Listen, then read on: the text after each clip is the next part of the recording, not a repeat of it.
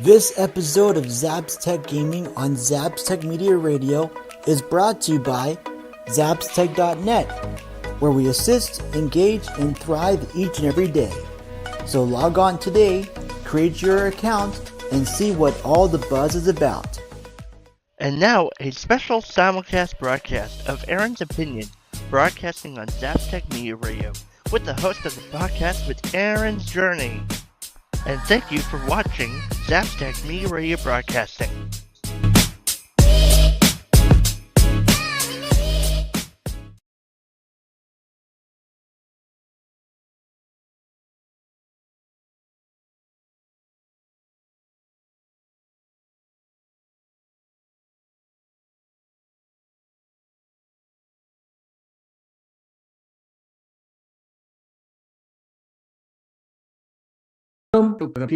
Kalinowski joins us.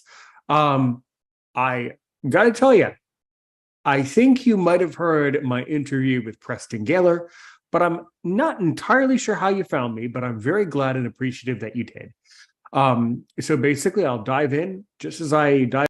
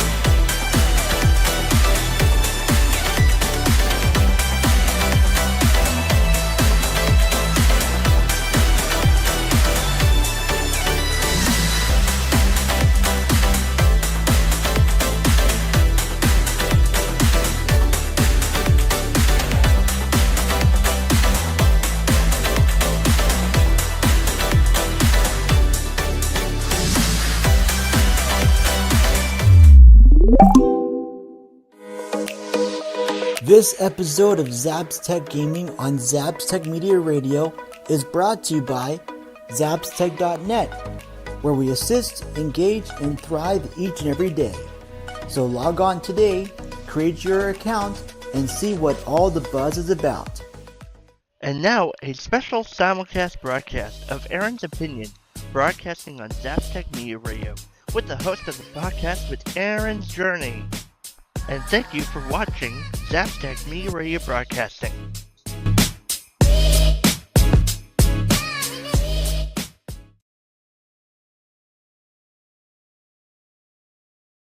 Welcome back, everybody, to another exciting episode of Aaron's Opinion, the podcast for blind people, where we speak about critical issues in the blindness community and all other issues from across the universe and galaxy. Tonight's guest, Aaron Kalinowski, joins us. I got to tell you, I think you might have heard my interview with Preston Gaylor, but I'm not entirely sure how you found me, but I'm very glad and appreciative that you did. So basically, I'll dive in just as I dive into any other interview by asking, who is Aaron Kalinowski? You can tell your life story, all the podcast stuff you've done, all the different interviews you do, and just dig into the conversation. Of course. So, of course, I'm Aaron Kalinowski. I've been an advocate for people with disabilities since 2009. Going on to this point, I pretty much have, pretty much how that came about is I have a bit extensive story myself. For me, when I was born, I was 3.5 months premature when I came around. And in relation with all that, I of course ended up having different conditions alongside cerebral palsy. And one of the things, of course, is that, of course, you already talk about frequently with other guests that are usually either blind or vision impaired. I'm degree vision impaired myself, where one eye is stronger than the other, and it makes day-to-day life not very easy, and that's for sure. And in the summer of, I can't remember what year it was when I started, of course, after advocating since 2009, I eventually went on to do a podcast called Aaron's Journey, which I, of course, for a while, it was kind of over a place where I wanted to go with it. And I eventually reached to a point where I had different taglines and other stuff like that. And eventually I got to that point where I settled on where the final tagline was entertainment and disability, one podcast at a time. And I'll say that's been quite the endeavor. And I've had many pleasurable guests I've had on, especially including in the entertainment industry, such as, Kristen Potenza, Stuart Zagnit, Jason Page, other bit, let me think, Noel McNeil, and other big names in industry that I've had on over the years. That goes as far back as when I first started. So, yeah.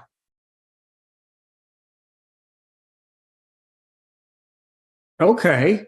Well, that all sounds wonderful, man. And I love the name of your podcast, Aaron's Journey. So cool.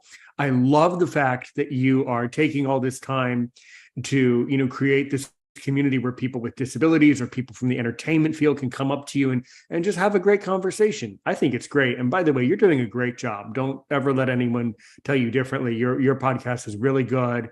You haven't uploaded in a while, but that's okay. Maybe this conversation tonight will kick it off for you again and kind of inspire you to, download and start uploading again, because you were producing a lot of really good episodes, man. So I want to go back to something that you said that really spoke to me. You said that, before you got into the podcasting, you were doing a lot of advocacy work. So tell us, what does advocacy mean to you? And exactly what were you doing when you were doing advocacy work in your own life? Tell me about it.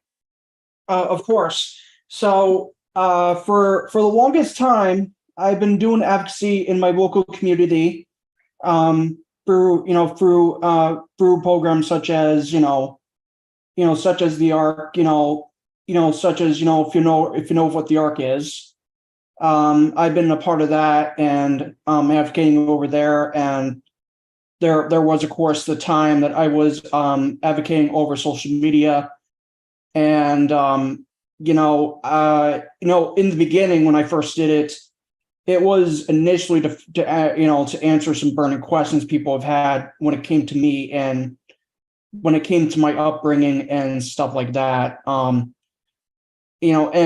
challenges I had to face, with how my health was growing up, because health was growing up when I was a kid, I was pretty much one of the fragile ones on the table.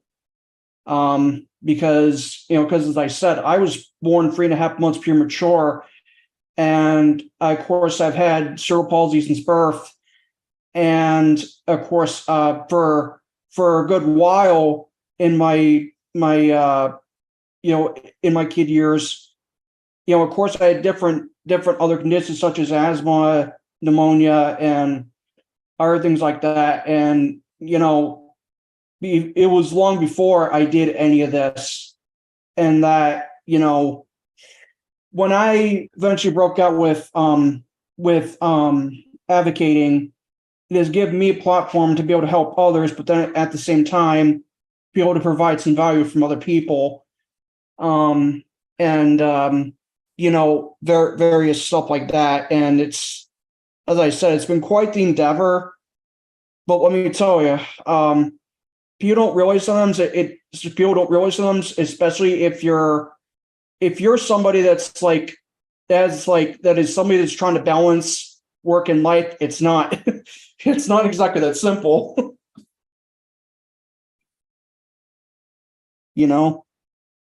Nothing. I know exactly what you mean. Nothing in life is simple, man. That's just how it is. There's always a lot of complications. So I mean, specifically, what are some advocacy projects that you started to work on, and exactly if someone says to you, like, can you be my advocate? Like, what does that mean to you, and exactly what specific things will you provide to someone who needs help and needs advocacy, because it's really important. Pretty much to answer on that question, I pretty much provide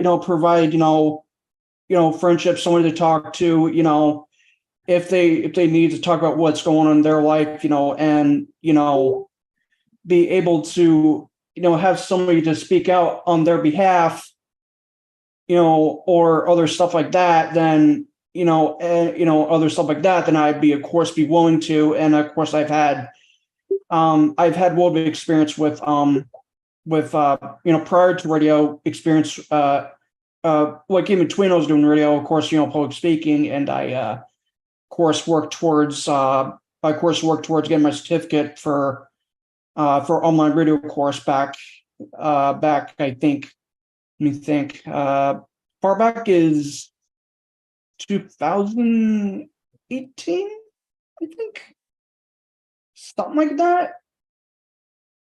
I think that might have been the latest, but I can usually be found around in my local community. Usually being there for other people if they need, if they need support, somebody to talk to, or if I bring my story forward, to raise more awareness on people with disabilities and different stuff like that. And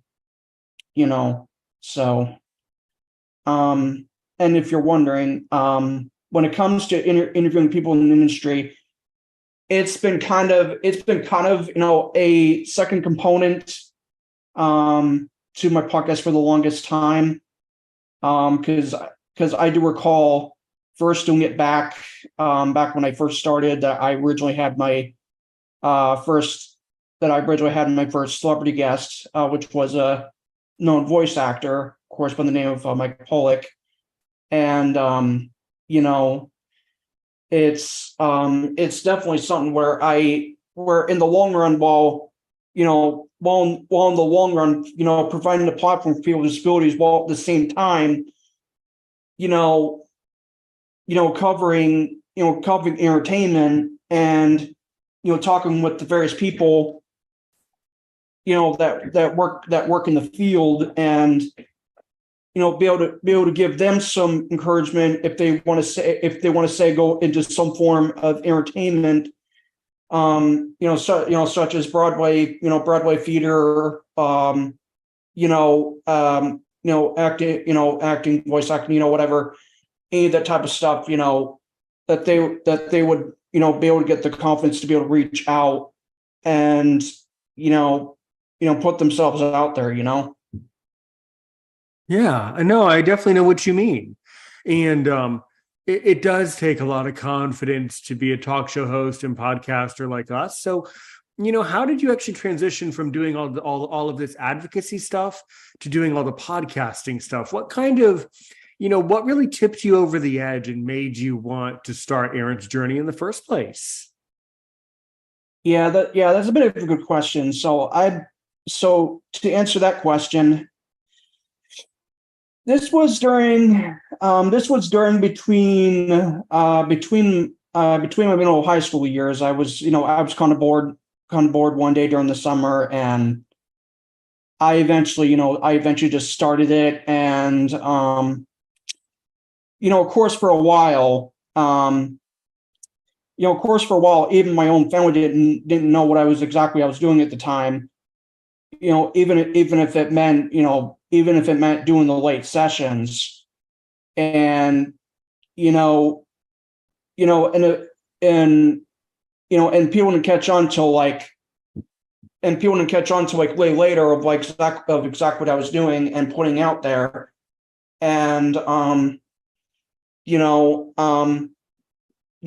the most part, other than people with disabilities, as I said, another vital component was talking with people that work in entertainment and the various different industries that are within entertainment that that maybe someone would want to get into if that's where they're looking to go, say as a hobby or their career, things like that.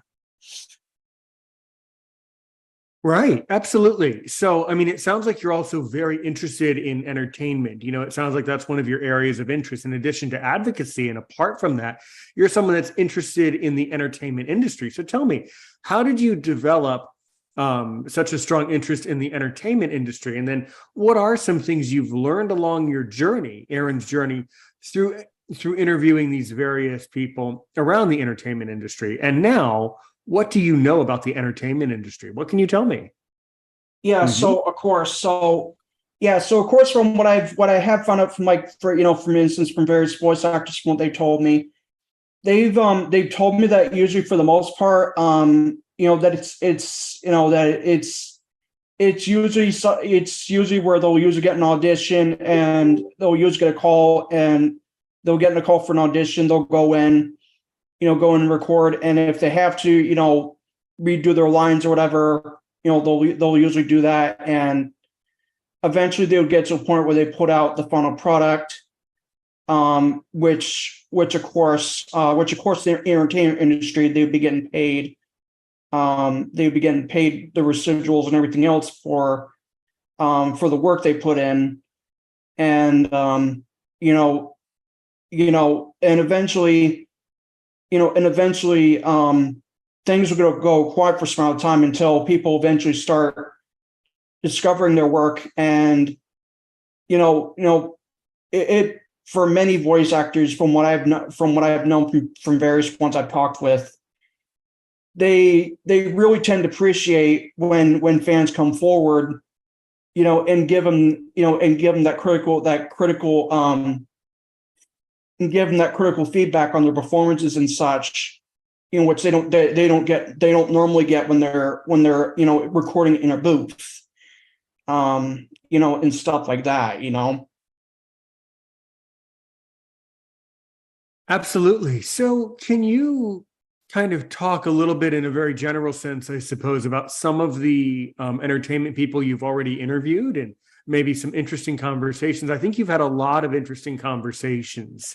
So what are some of your conversations that you've had in the past with some of these various voice actors and personalities? Tell me about it. So sure. So as I said, some notable names of people I've had include one of them I will mention is definitely Mo McNeil, a known puppeteer, which you may have heard from the 90s from the 90s children's series Baron the Big Blue House, and of course other series such as Rika's Castle and other stuff like that, and I of course have had the opportunity to speak with Flex Wang, the voice actor behind Dr. Neo Cortex, And I, of course, have gotten to talk to, I've, of course, gotten to talk to with a couple of the voice actors from June Neutron, as well as one of the producers, and of course, the actual creator of June Neutron, John Davis, as well as I've also been able to speak with Jason Page, the singer of the Pokemon theme song, and of course, one of them I mentioned earlier, Stuart Zagnett. Yep, and then I know, like one of the actors that did Mario and Luigi, at least, Mark Graw, and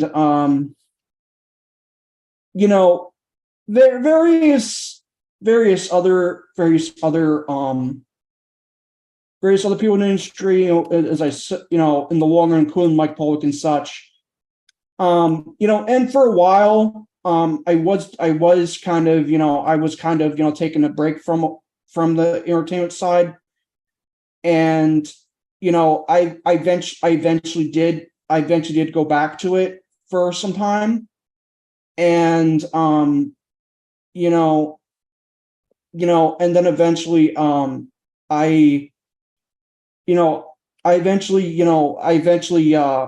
besides people in the industry, I started interviewing other people I knew and such. And, the last I pointing out was back in 2022 was the latest I put anything out. But yeah, it's been quite, and I also like to give a mention to a couple friends of mine, DJ Bob Runkle and DJ Talia Flores, two great friends of mine, who are two good friends of mine that have cerebral palsy as well, and do their own podcasts and shows and stuff like that as well. But yeah, because one of them, one of my good friends, DJ Bob Runkle, he pretty much does partly similar to what does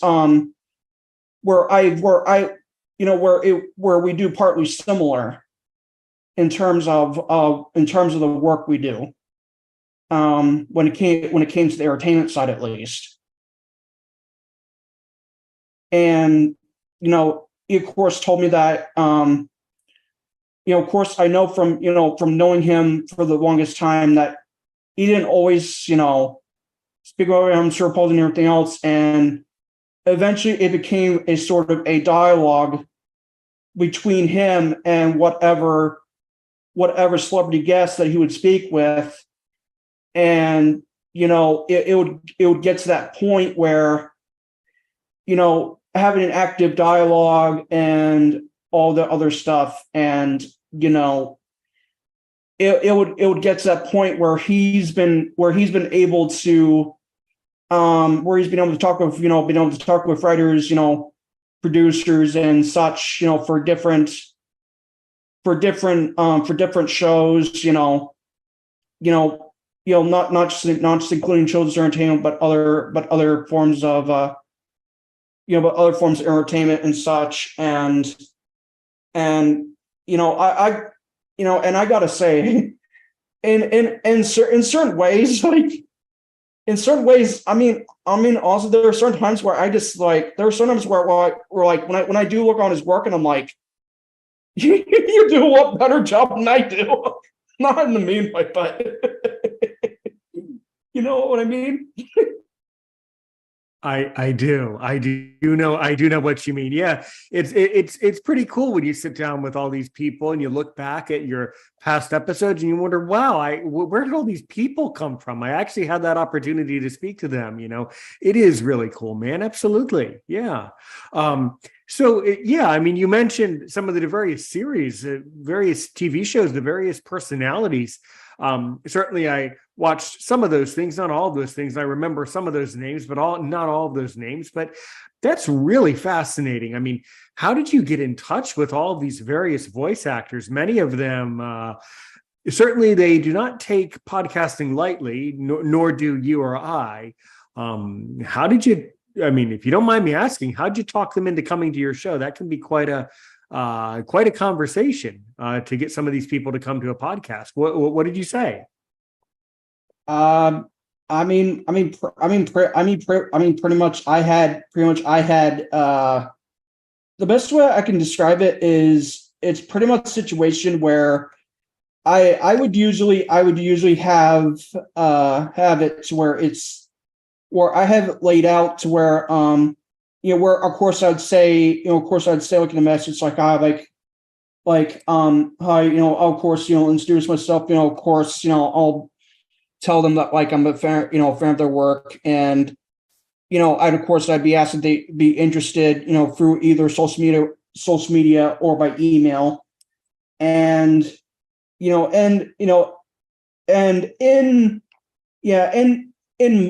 and for the most part, when possible, they were usually able to get back to me, but not usually right away.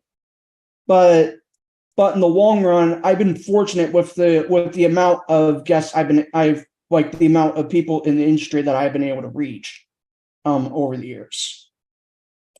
What did you learn if you were to look back, and if you were to go back into your archive, whether it be on Apple Podcasts or Spotify, wherever it is. But if you were to go back and listen to some of these episodes, what do you think you would learn, in the future? And what do you think people will learn from listening to these great conversations you've had? Definitely one of the things would be persevering, even if even if you're not finding degrees success, because I will be honest, there was points during the whole podcast phase and everything that it was up and down for some time, and and especially like when I went for the one time when I went for a psychotic break, it of course sent me back real good for a while.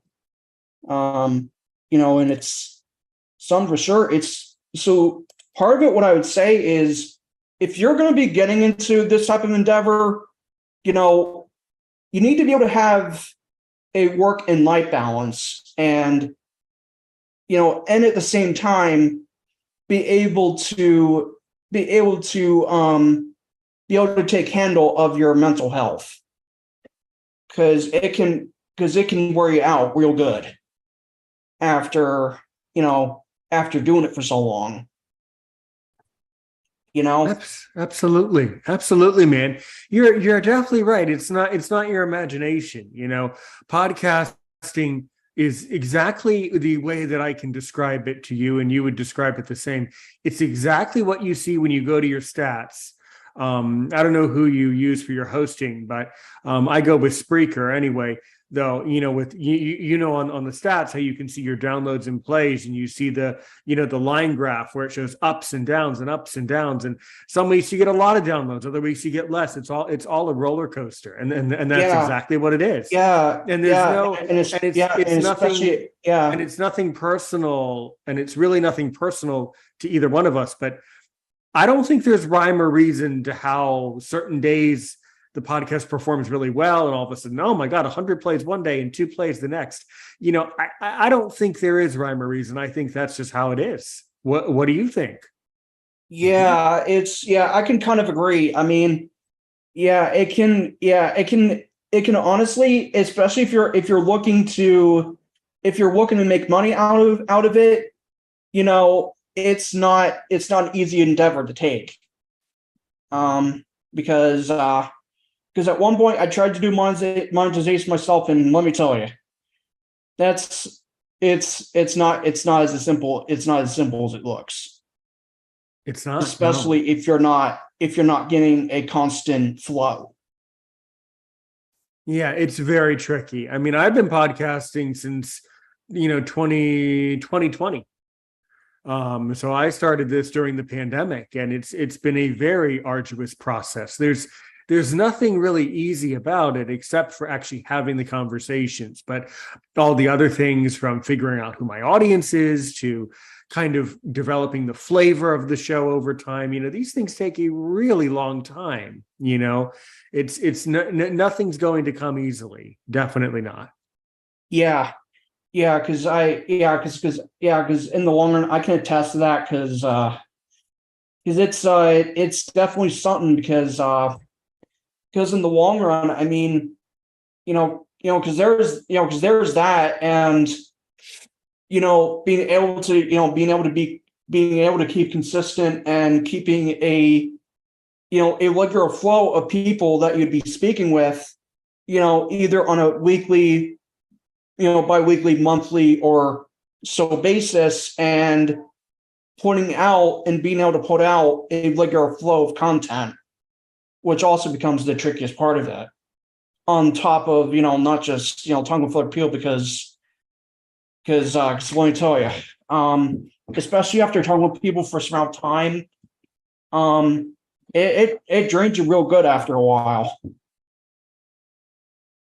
I think you're right. You're absolutely right. And the other trick to it all is that it's hard. It's important to develop a content flow of understanding when you want to release stuff. And then what I've found that I'm doing now that's helpful here at Aaron's Opinion is we're just releasing more and more things more frequently. And I'm worrying a lot less about the days and times. And I'm just saying, okay, today I'll upload one. Tomorrow I'll skip. Today I'll upload, go back and forth, and just try to sprinkle some episodes throughout the week. And just whoever hops on, and whoever clicks in and listens. I'm not sure that there is rhyme or reason. I think, though, that the more you and I focus on developing content over a period of time that people want, then people will come back to it, and they'll go through the archive and they'll see everything else. And but these things take a very long time. They definitely do. Yeah. Are you still in touch with were you ever able to develop a professional relationship with any of these voice actors or entertainment people? In the professional sense, like when it comes to work wise, no. But with some of them, I have been able to maintain friendships with some of them that I've talked to over the years, such as Jason Page, who I'm very close friends with, as I said. Super cool. Yeah. That's really incredible. That's really, that's something to be proud of forever. I can actually, if you want, I can actually go into that story a little bit on how we met. So this goes as far back. Sure, go into it. Sure, tell me. So when it came to me and Jason meeting, this goes as far back as, 2016. This was before the whole Pokemon Go craze started. Hold on, Aaron. Slow down just a little bit. So this was before the whole what and craze? I didn't catch it. The what and what craze started? It was when we met. It was before the Pokemon Go craze started. What does that mean? What do those words mean? Well, you remember when the mobile game Pokemon Go came out, right? Pokemon Go. Yeah. Okay, got it. All right. And just to jog my memory, because I don't quite know who it is. I should know them, but I don't quite understand. So you're saying this person's name is Jason Page, and they're and did you say that they're the writer of the Jimmy Neutron theme song? No. Oh. No. They were the singer of the English Pokemon theme song. From when the anime was first dubbed. Oh, okay. So Jason Page is the singer on the Pokemon theme song. Yes. Oh, got Yes. it. And Got it. yeah, Okay. and his voice is featured on the To Be a Master soundtrack. Right. And understood. And by the way, please, for you at home, and everyone around the world, please forgive my ignorance. I'm sorry, I was confused. I simply didn't know. I simply just didn't understand. And I'm not, I don't follow all the entertainment people like you. So please forgive that. And thank you for your understanding that I was so confused about who it was. But I also was not the biggest Pokemon fan either. But okay, so now that I understand who it is, so go ahead. So how did this whole friendship and relationship start with Jason Page go? So this goes, as I said, within the year before the craze started. I initially reached out to him through his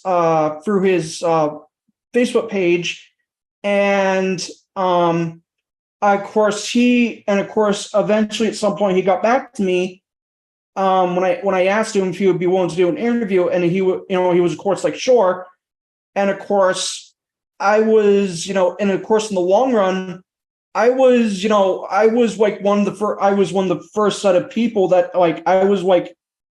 one of the first people that he spoke to before he came out publicly to the media about who he is and what he has done. And it's been quite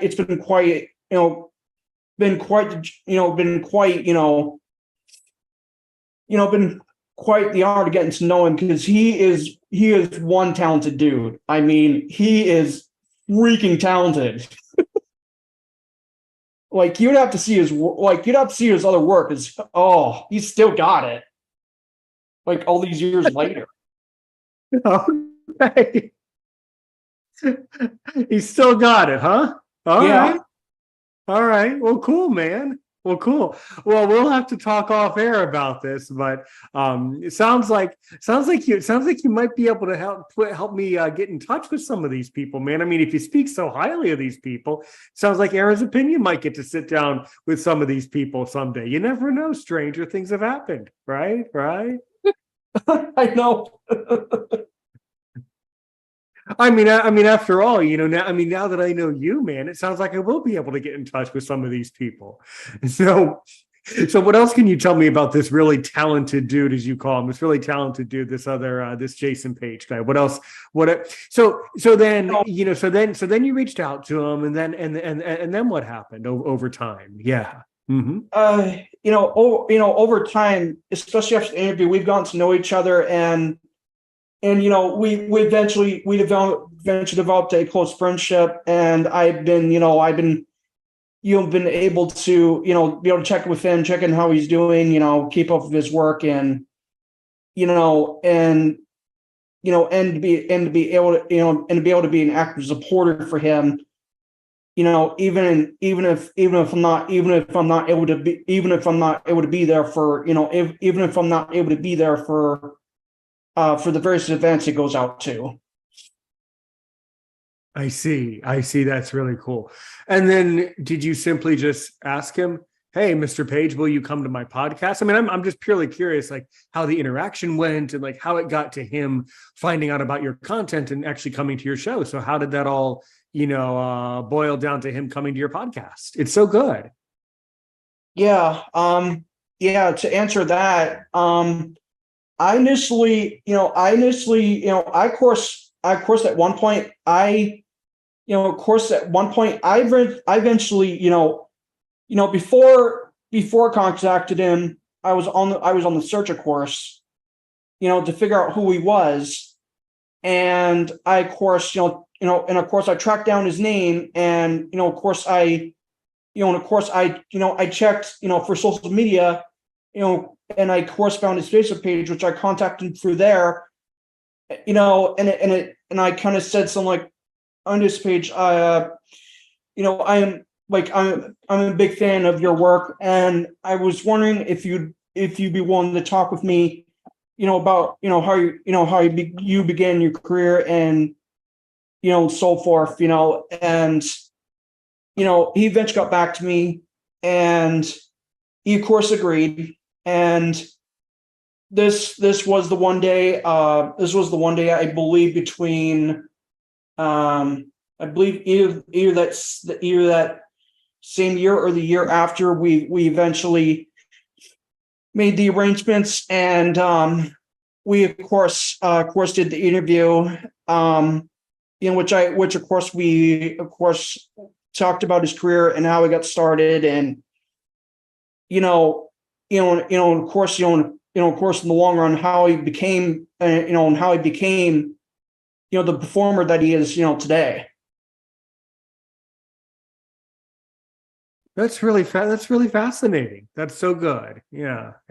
So, do you still keep in touch with him today once in a while? Do you still follow his work?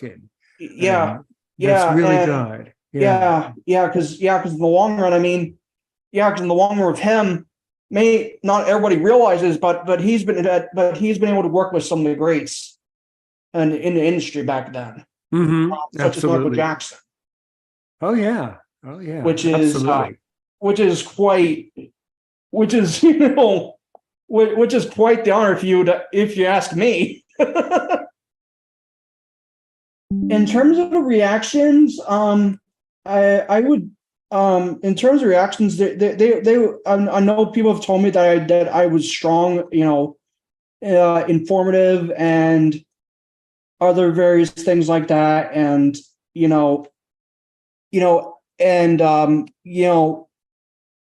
and in the long run, I'd say for myself personally, helpful in a way that,